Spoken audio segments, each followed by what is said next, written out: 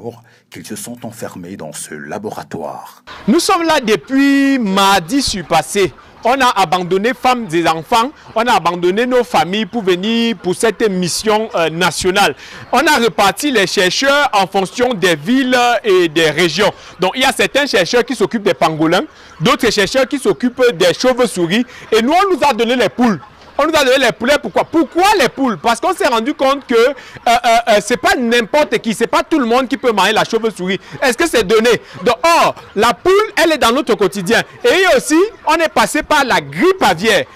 Et comme le corona, c'est une grippe, peut-être que à travers les fesses de la poule, on peut trouver une solution. C'est la raison pour laquelle les fesses de la poule font l'objet de notre étude et nous entendons mener à bien cette mission.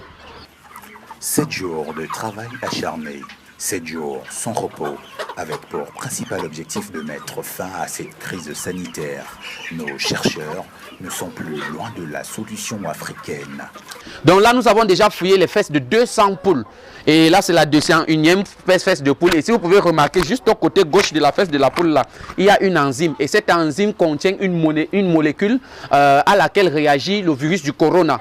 Donc c'est grâce à cette enzyme, à cette molécule-là que nous allons fabriquer le vaccin du coronavirus. Mais comme on n'est pas sûr des effets secondaires de ce vaccin-là, on va d'abord aller tester ce vaccin sur les Européens.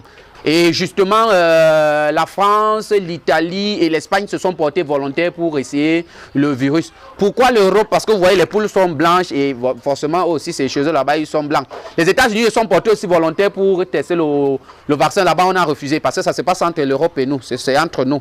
Voyant l'engagement de ces chercheurs sortis de l'ENIEJ en 2013, les populations n'ont pas hésité à leur donner un coup de main en leur apportant des soutiens de